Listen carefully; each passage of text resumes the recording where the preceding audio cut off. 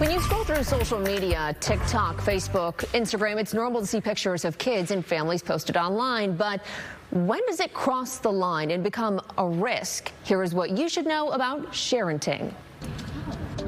Once it's on social media, it can be screenshotted, reshared, and it never really goes away. You're telling me for fun? Woke up feeling cute today. When you are uploading something, you are kind of giving away, the rights of those images and, that information. I've been scared for my life.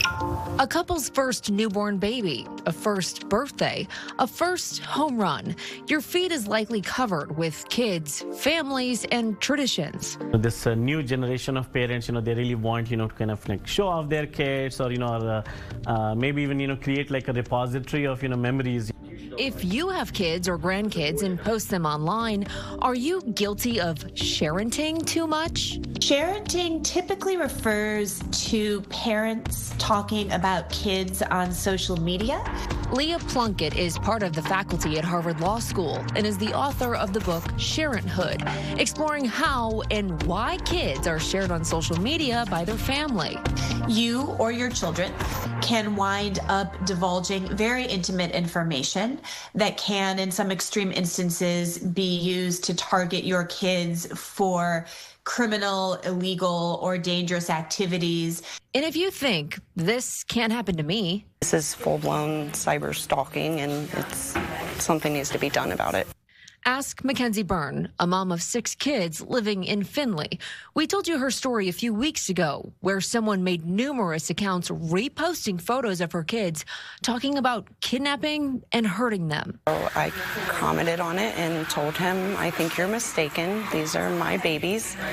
On which he responded, they won't be for very much longer. Sharing your kids on social media is not an invitation to engage in threatening, dangerous, or potentially criminal or illegal behavior against you or your children. You might be thinking, should you just not post your kids? There's like one side which is a little bit extreme of not sharing anything, and then on one side you basically share everything, right? So I think the approach has to be somewhere in the middle. Dr. Amit Javed is an associate professor in electrical engineering and computer science at the University of Toledo.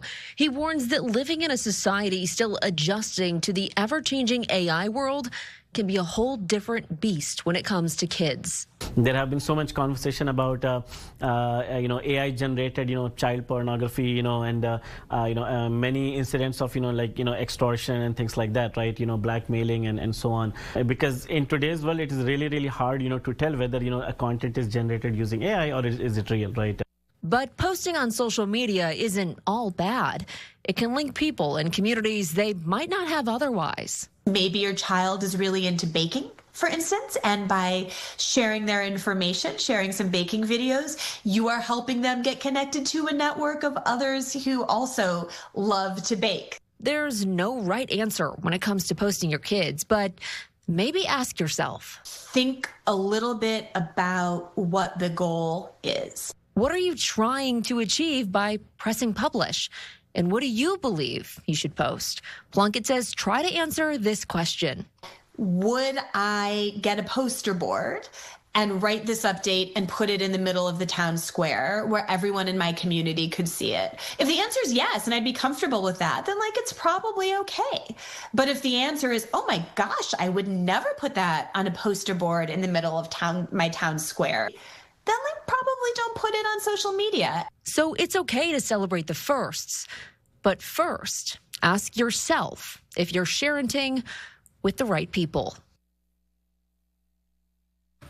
If you're looking to, let's say, post a family photo and you don't want on social media and there's kids in it, you want to blur their face, you can blur their face or maybe even put like a little emoji over them. But there are other options out there for you, right? Yeah, absolutely. You can even create a private group or private page, let's say, where it's just your kids. I know there's a feature on Instagram where you can create just a little private group. Maybe that's where you just keep your friends and families close, and that's where you keep your kids' photos. So lots of options out there, but it's really up to parents.